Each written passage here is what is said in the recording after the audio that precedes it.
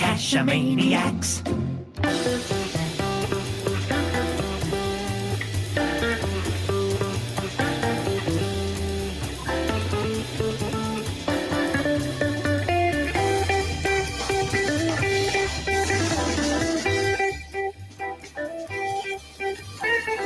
Geo Gearheads. Welcome back to the Geo Gearheads, episode 483. I'm Daryl W4, back again with Chris in the Northwest.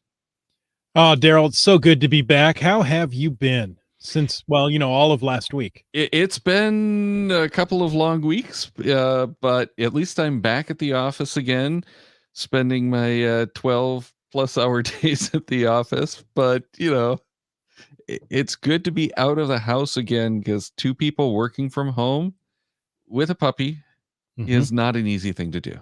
No, it is not, is it? It's amazing how loud the other person seems when you're on a Zoom call or Teams meeting or something, and they're just typing over there. I'm like, how can you not type right now? And how distracting is that puppy who wants to go outside for the 27th time? Oh, you're still here. Can we go out now? Can we go out? What's going to happen to the puppy when you go back to work full time? Even when they're sitting there just in the doorway staring at you, being perfectly quiet, that's the worst thing. You can hear their eyes staring at you. Well, and at least if they're barking at you, you can go, oh, sorry, my dog really wants to go out. When he's just sitting there staring, it's like, no. Yeah, so it's been a fun week back at work, after isolating for a while. And boy, as much as we're locked down, you forget how much worse it could be when you actually have to isolate. And we're staring at 70-degree weather, beautiful skies, and we can't leave to go find a cache. Yeah, we've had some great weather here too. A little bit of rain, but boy, it's been some beautiful days. Well, to me, it seems like it's unseasonably warm and good weather. Yes, except, several inches of snow up in the mountains for us today, where it was clear yesterday. So, nice down here, not so good up there. I'm worried about what's going to happen because, April's typically a really rainy month. We got our rain coming in today. So I'm feeling a little bit better. But usually when you've got these deceptively nice days this early in the spring and summer or spring, it means there's a bad summer coming. So, yeah. True. Well, should we dive deep into tonight's topic? I think we should, and I'll let you do the introduction this time. Well, very good. Well, this evening, we have Merlin 1392 with us. He's going to help us talk about dive caching, scuba caching. Merlin, are you there? Oh, there he is. He's swimming up now. Hold on. He's on scene. We have a live report from a reporter on scene.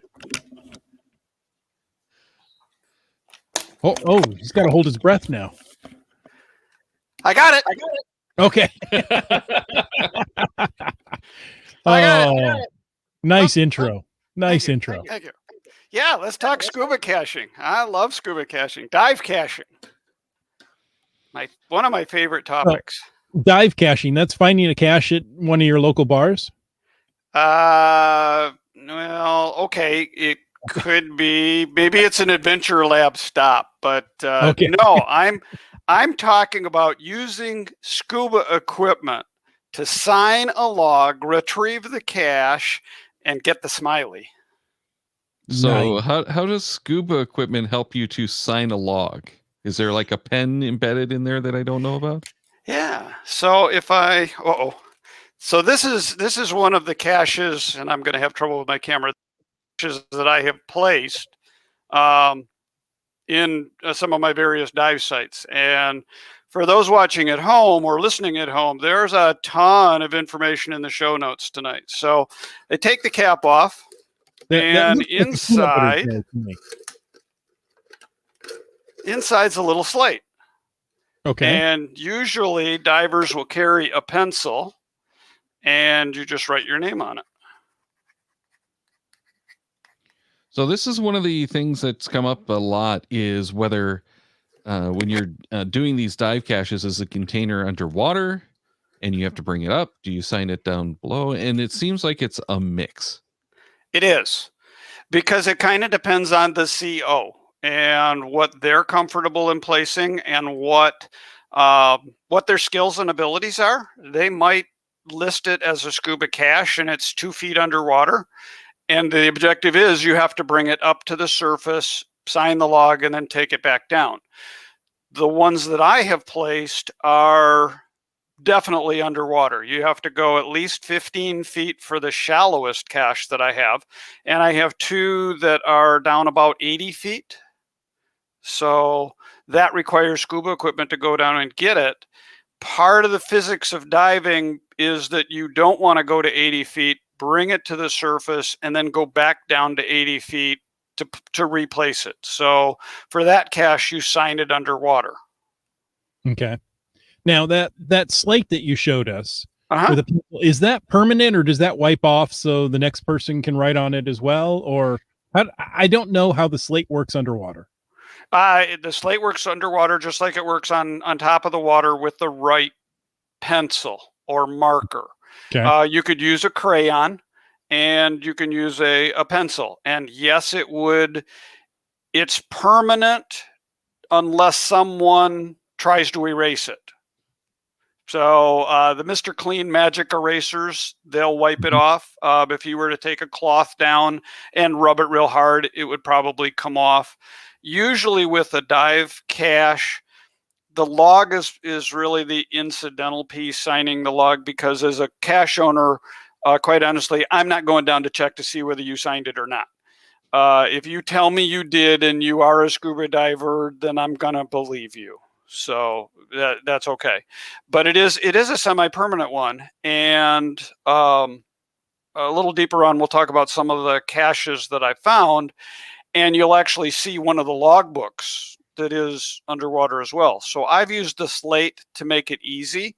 But one of the caches I found in Honduras was an actual logbook. So you had to bring it to the surface and sign it, or was it? No, it was 25 feet underwater, so I just left it there and signed it. So again, the show notes have lots of stuff, and one of the things that I really appreciate about Geo Gearheads is that you don't have to watch the show. You can if you want. You can listen to it, and it works out well.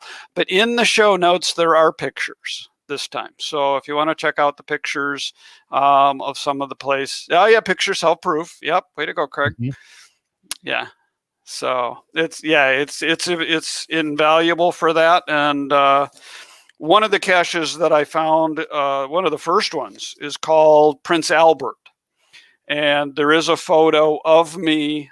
I didn't bring it up before the show. I probably should have. And the picture that I have is black and white. That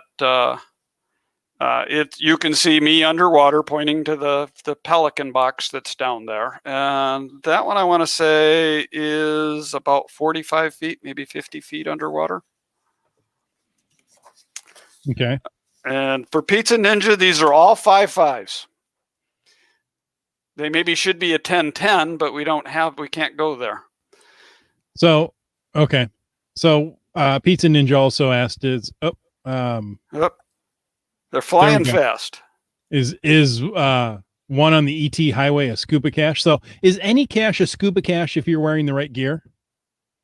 I guess we're going to say yes. He said that you just have to use the scuba equipment to help sign the cache. So right. Yeah. As long as you're wearing the scuba equipment, then it's a scuba cache. Right. Because you need special equipment. I mean, that's one of the hard parts. Okay. Thanks to Michelle. He says Daryl and Chris look much better only listening on a podcast. And that's right. I have a face for radio. Absolutely. So do I. That's why they started as an audio podcast. Merlin, you're not supposed to agree so quickly. Oh, okay. You are our guest. Sorry. We can kick you out at any time. Okay. I apologize. So that's one of the hard parts of scuba caching is how do you find a scuba cache? The attribute is there, but it is such a misused, abused attribute that it really is difficult.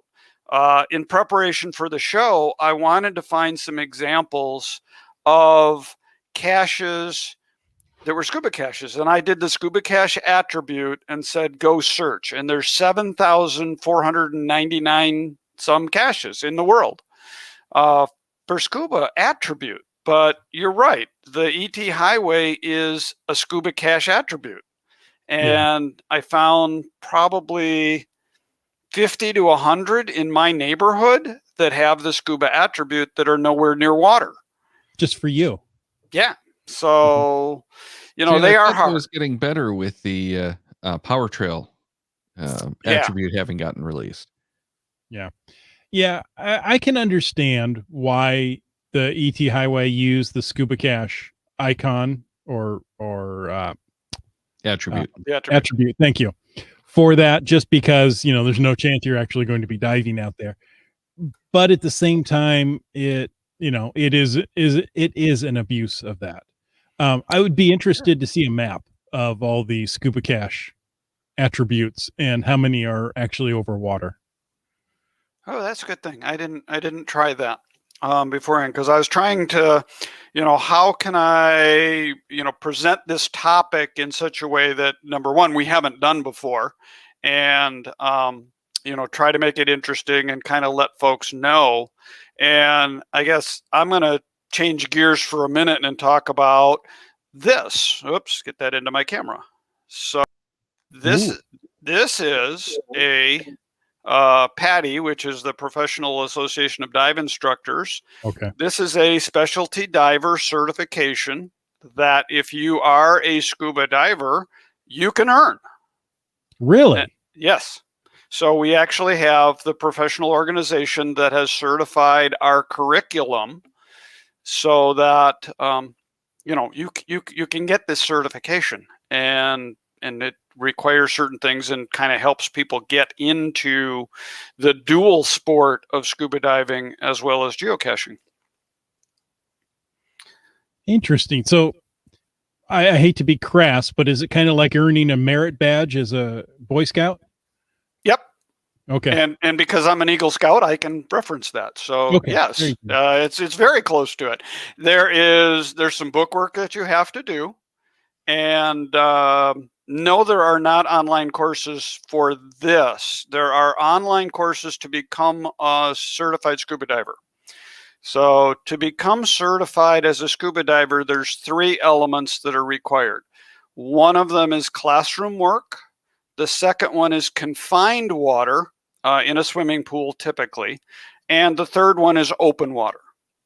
So the classroom part of the course can be done online, and you can go from there. Okay. So I'm a PADI advanced diver. I have no idea geocaching. Okay. So the geocaching diver is a distinctive specialty, and it was created by a scuba instructor and I. It does require a scuba instructor to do it.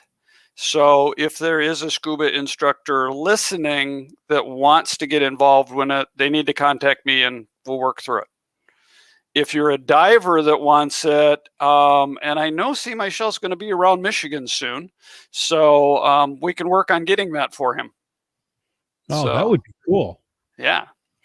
So again, to become a certified scuba diver requires those 3 elements. To add this distinctive specialty requires 2 elements. One, there's more of a knowledge base where we go over in the coursework for a scuba diver. There's a lot of things we don't teach, which are the basic things like how to breathe and how to swim. But we do teach you how to prevent dying. And so, it's kind of an important skill.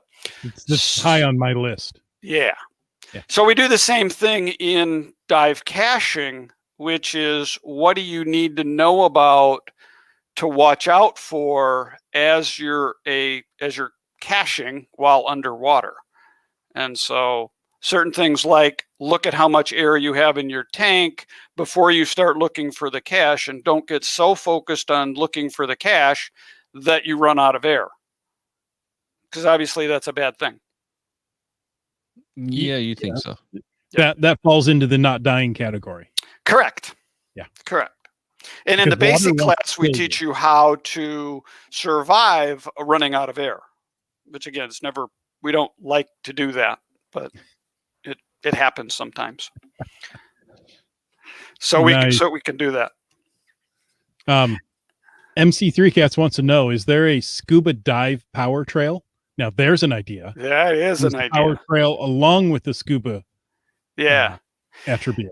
The challenge to that is caches still have to be placed 528 feet apart, whether they're on the surface or under the water. 528 feet underwater is a heck of a long way compared to walking. Mm-hmm. I was just thinking, how long, even if you were a strong swimmer, would that be? Because I can't imagine you do more than maybe 2 of those before you had to resurface for air. Right. The air mix is a function of the size of the tank that you're wearing and the depth that you go to. So I have 2 caches placed in 2 different lakes, and so they are, at least on the surface, 528 feet. They might be a little bit shorter than that underwater, but I won't go there. And they both are in 25 to 35 feet of water.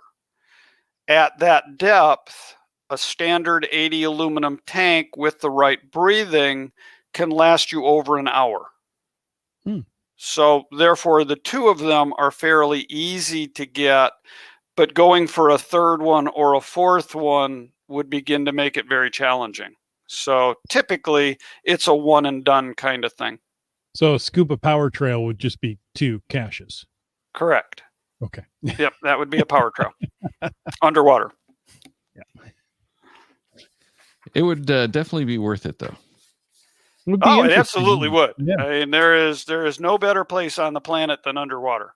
So there you go. You should go mark your 2 caches you have with the power trail. With the power trail icon. Yeah, just to make sure, and say they're now rename or change the description to say they are a power trail. You can get them both. Right. Yeah. Well, and I do have there is a lake in Illinois where I do have 3 caches placed. So that could be a power trail. And it depends on how you go to get them. You could potentially get all 3 in one dive. You have to really plan it out, but you could do it. Interesting. Yeah. So it's lots of fun. C. Michelle says that we need a Nitrix diver attribute. Nitrix diver. Yeah, that would work. That would work. I like doing that. Nitrox, for those that don't know, is an enriched air gas, which allows you to dive longer at certain depths. It becomes deadly at other depths, but at least shallower, it lets you dive longer. And so, yep, you can do that. You can do that too. So again, going into the how not to die part, that's important to know. So in the show notes, I placed the kind of list of caches that I have placed, and I've got 8 of them in Michigan area, and I listed the typical depths on them. So if people are interested, they can see those.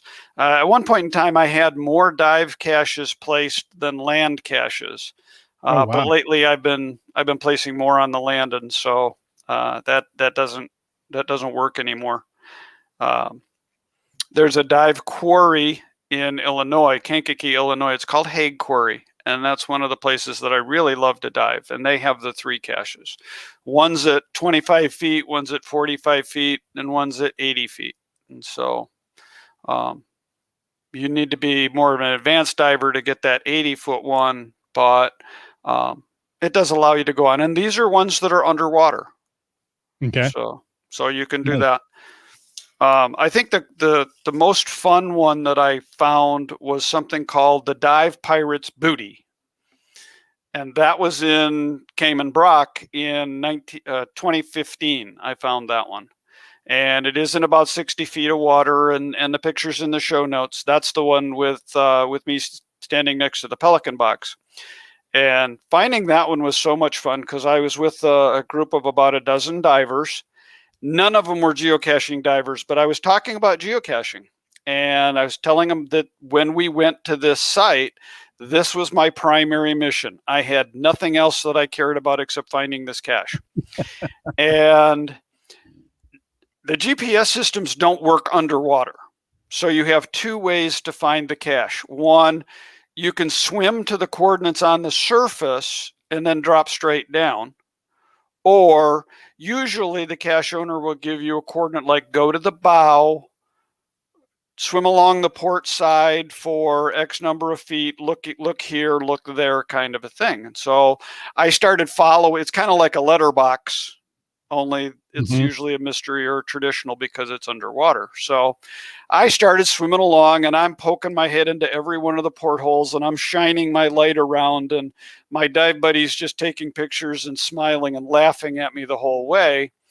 And one of the other people from the boat comes up on the other side, and he does this, gives me this square and smiles at me. And I knew exactly what he meant. He said, I found the cache. So I swam right over to him and went down a little bit and found the cache. And so it was like, thanks for helping me out. Nice. And it was about a 2 foot by 2 foot, what's called a Pelican box, which is a dry box, but it was opened up underwater, and there was some little rubber toys and a logbook in there to sign. And it was pretty fun. Well, see, Michelle asked the question that I think a lot of people are looking at: does Cachely work at depth? I haven't tried it. I don't want to take my iPhone down that deep. I do use Cachely a lot, but I don't trust it. So I'd rather do it the old-fashioned way, which is get me to the dive site and figure it out and go from there. And Pizza Ninja asks if there are any underwater earth caches. There are a bunch. There's actually a lot of underwater earth caches. The last time I was on the show, we actually found several of them that were actually very cool. I didn't add those to the show notes because I think those are places that I'm never going to get to, but there are some very fascinating places under the water, and there's a lot of earth caches there. I'm getting ready to head to the Galapagos Islands in August. Unfortunately, there's no dive caches there, but most of the caches that are in the Galapagos are all earth caches. So I'm looking forward to taking some of those. Are there typically any travel bugs in the caches, or is it, a few, like you said, plastic or rubber toys? Yeah. The one that I found in Honduras did have a travel bug in it. The dive caching community is significantly smaller than the regular caching community. So we don't recommend travel bugs in dive caches. A friend of mine placed one in one of my caches that's in Baptist Lake here in Michigan, and it sat there for a year and nobody moved it. So one of the times I was out at the lake, I grabbed it and moved it to somewhere else on land. So yeah, they can. And I have some fish caches. The quarry in Illinois, I put a little Finding Nemo, because the cache series is all called Finding Nemo. And it'll be Finding Nemo with something, Crush's Gnarly Ride, Beware of Bruce, or Dory's Tale. And in one of those caches, you'll find Nemo. And then hopefully Nemo will move from one cache to the other cache there in the quarry, as opposed to, going around on land. So that's its specific mission, is to stay in the quarry, go from cache to cache, and let people find it when they do it. Nice. Just moving between the underwater caches. Yeah. Yeah. And I've had probably 5 cachers find those caches over the years since they've been placed. Well, and that's a big factor that you were talking about earlier, is that you don't have a lot of people finding these caches. So if you are creating one of these caches, what should you really expect for a number of finds over how long? Probably. Well, it's going to depend. There's going to be usually a group, because diving solo, while you can do it safely, generally not recommended. So you're usually going to have 2 people or more with you when you do it.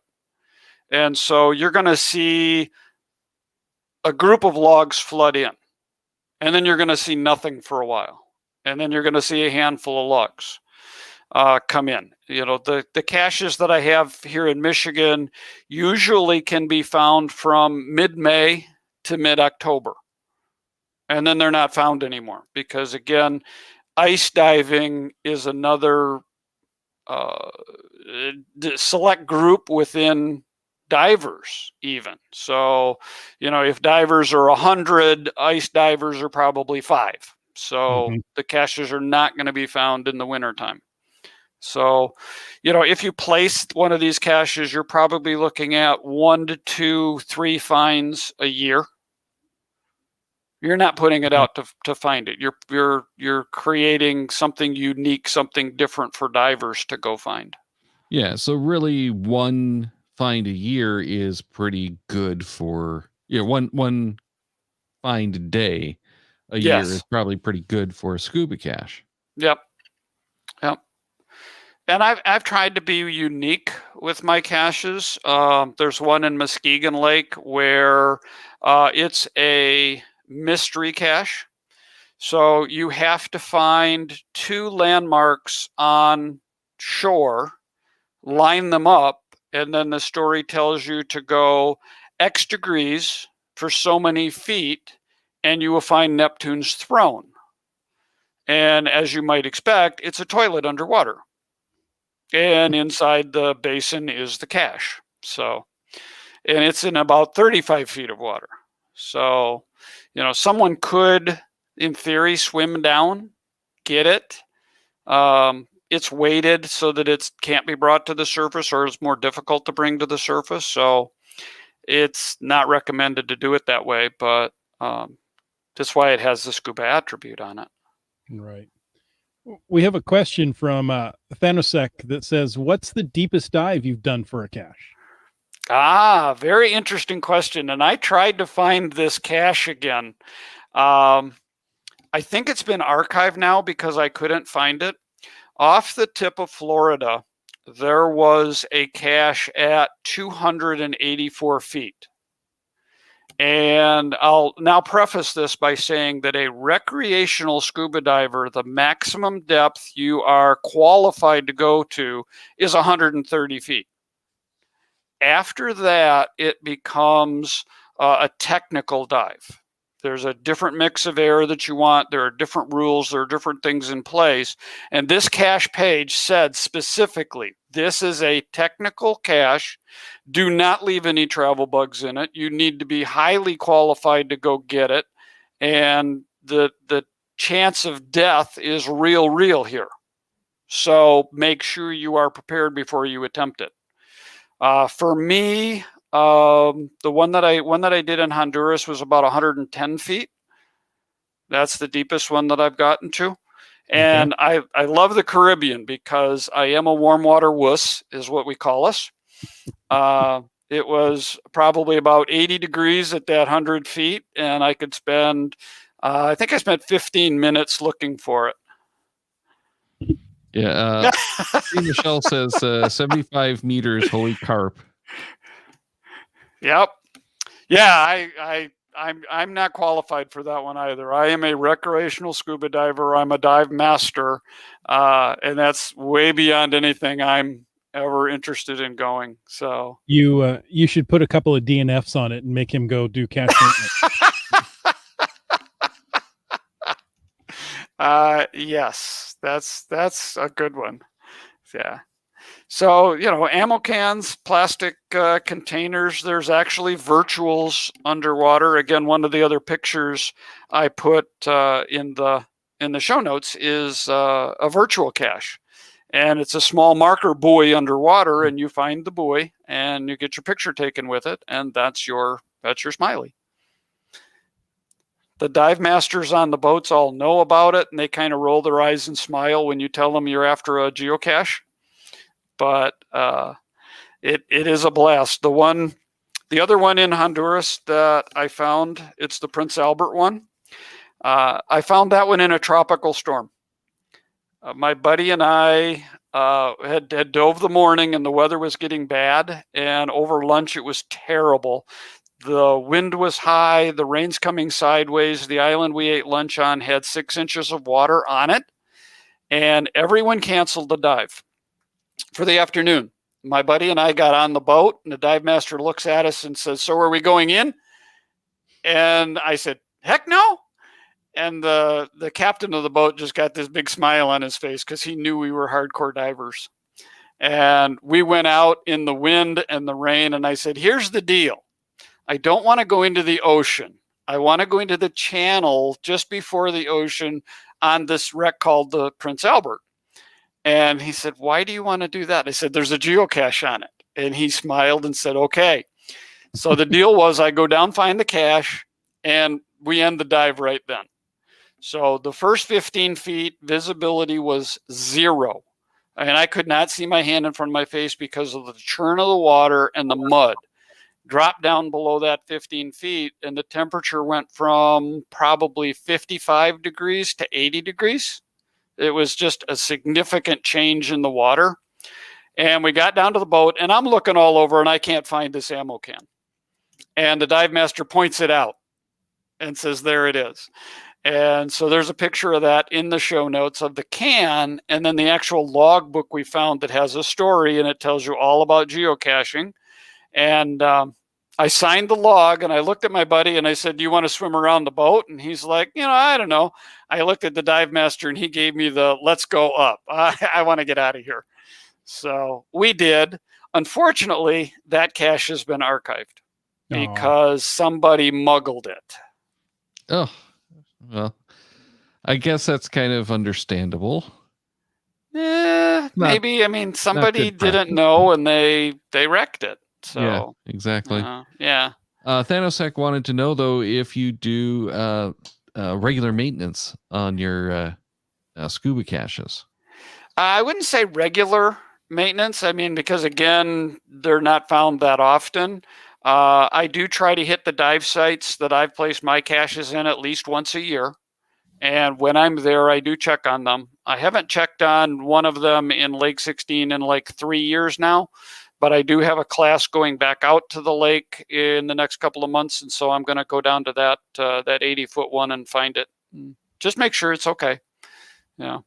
There's not a lot that can go wrong with mine because it's a plastic container with a plastic log sheet in it, and it's tied to a cinder block with nylon rope. So what's going to fail other than somebody stealing it? How did you place that? Carefully. Okay. Is it something you just drop the cinder block off the side of the boat and hope it lands in the right place, or did you go down with the cinder block to place it where you wanted it? Yes, I used what's called a lift bag, which allows you to support the weight with air as you're carrying it through the water. So a buddy and I went and swam out to the place where we wanted to put it. There's a really long, funny story that goes with this one that I won't go into, but we got to the coordinates at the surface of where we wanted the cache to be placed, dropped a marker line down to the bottom, and then we followed that marker line down so that we knew, while I told a story of how to get there underwater, we also had the second metric, which is if you want to be at the surface. I have a little duck decoy that wears my GPS when I go diving. And so it's in a waterproof container, and then I take that down. So, okay. Yep. MC3 Cats asks, what type of paper do you use for the log? I hear there's a special diver's paper. Well, actually, Right in the Rain works very well. And I'm proud to say, I give them a little endorsement, that at Scuba class last Tuesday night, I had created the course description for the class, the ID for the class.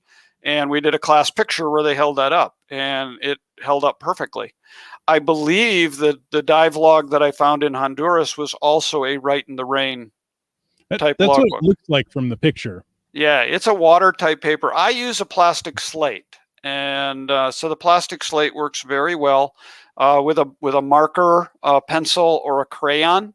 And most divers carry some kind of writing implement on a slate on their arm, so we can communicate with one another more easily if we have to, or jot down notes if we want when we're diving. So, but I also have a crayon in the cache. I didn't have this sample one that I had tonight, but I do have a pencil that I usually put in the cache. Not a lot of swag, though. That is one thing we don't do. There is sometimes I'll find some fishing lures and put them inside, and a little bit of swag. I've thrown a couple of path tags in some of the caches up here as kind of a first to find reward, but not a lot of stuff in caches because they don't hold up well in the water. Well, I was going to ask, is there a difference in the way, or in what you can put into the cache, or even what the container is, depending on the type of water that you're in? Don't have a screw top container with floaties in it, because you'll have to go chase them down.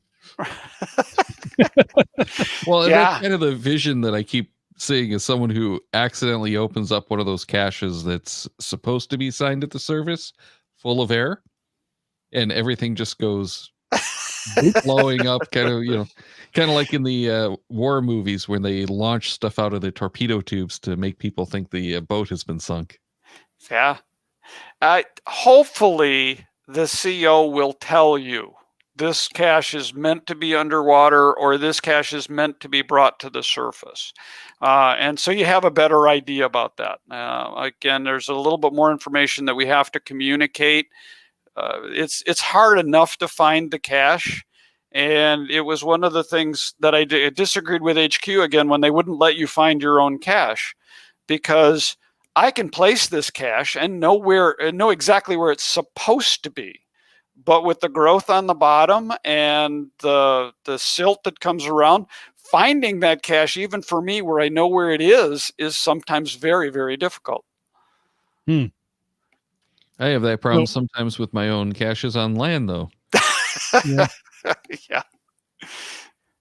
Yeah. So I mean, it is great fun, and like I say, I'm looking very forward to going down to the Galapagos and see what that is. The couple other caches that I'm looking to find, there's one called the Fireboat Shipwreck, and this one's here in Lake Michigan. It's in 80 feet of water, and a friend of mine keeps bugging me about it. He wants to find it. Unfortunately, he's not a scuba diver, so he has asked me, can I be part of your crew and still get credit for finding this cache? And I know we've had this discussion before that, thank you. And, if he's part of the crew, he's arranging to get the boat. And if he carries all my gear to the boat, then I'm happy to sign his name when I go underwater and find it. So that's one I'm looking to do. And hopefully if Craig can help me with where Adelaide is in South Australia, there's another cache there called Diving the Clarice, and it's another shipwreck that's down there. And I really hope one day to visit Australia now that he's here in the United States, but maybe his fiance will kick him out, and he'll have to go back, and I'll be able to visit him over there, or we'll take a vacation together. I'm not sure. Let's go with that one rather than being kicked out. That's true. Yes. I wish all the best for Craig. Okay. I have to ask a question as a total noob. Okay. No problem. So you're in Michigan. Yes. It gets cold in Michigan. Yes. How deep does a dive cache have to be to avoid freezing? 3 foot, 4 foot. Is that it? Okay. Yeah. I mean, we don't get, oodles and oodles of ice. Usually it's, every winter is different, but we don't get the kind of winter. Well, here in southern Michigan, we don't get the kind of winter like Minnesota does, where you can actually drive out on the lake. Snowmobiling you can do, I want to say 6 inches is probably the max depth of ice. So, yeah, something like that. Okay. So that's pretty easy. Yeah. Yeah. Okay. And that would be one of those that you could place where you can say you can swim to this cache, bring it up, and it would have the diving attribute on it legitimately, because you could get it with dive gear. So we don't really worry about going up and down until you get below about 35 feet. Then it becomes a problem going up and down a lot. Okay. So no, that's a good question. One of the other ones that I'm hoping to find is down in Bonaire. This one I've heard, you'll have fun with this one, Chris. It's the Hilma Hooker wreck. Oh, okay.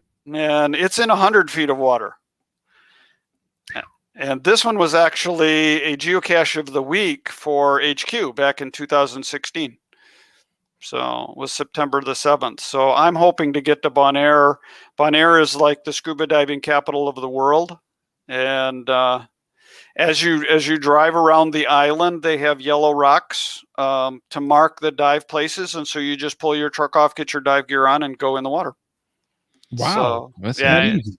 yeah, just that easy. It's supposed to be awesome. And one day I'll come back and I'll report on just how fun it was. Okay.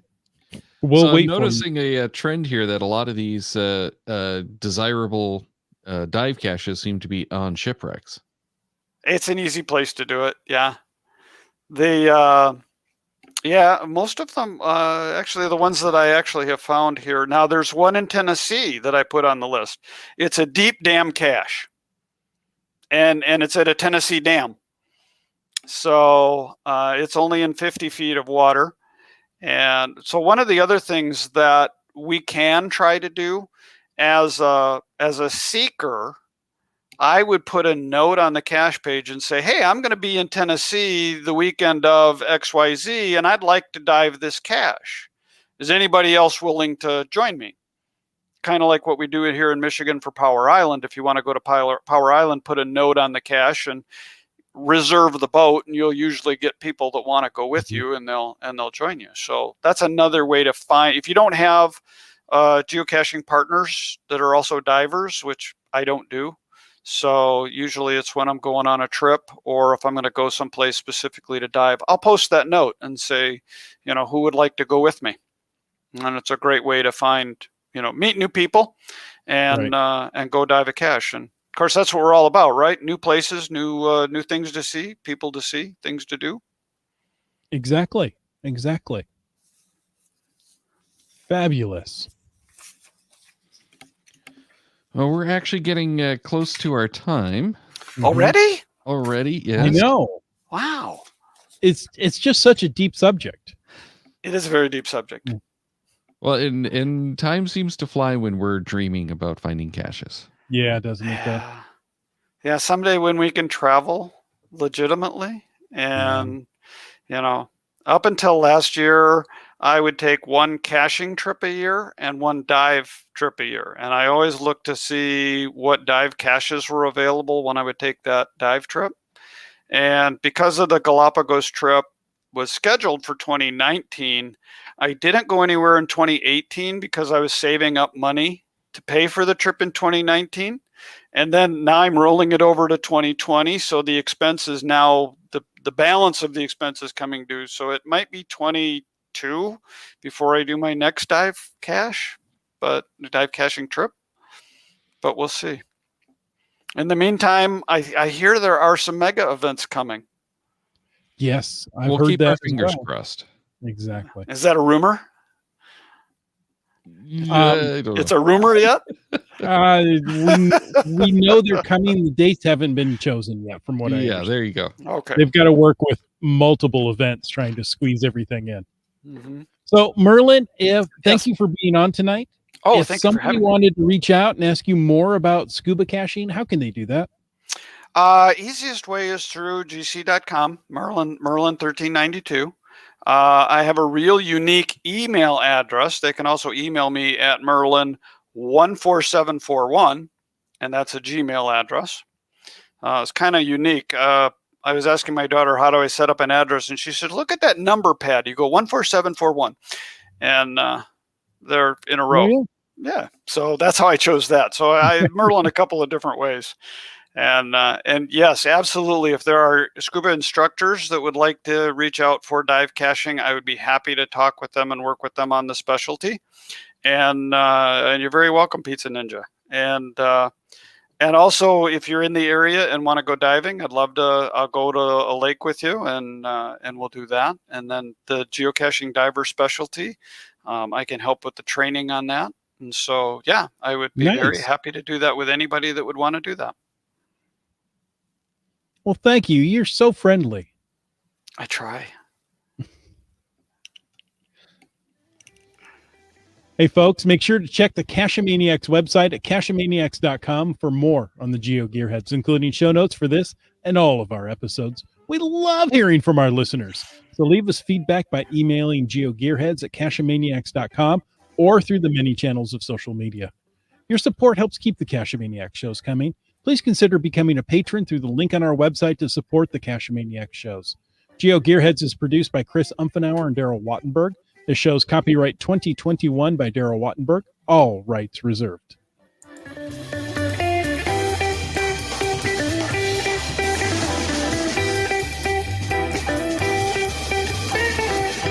Cash with the Cachamaniacs.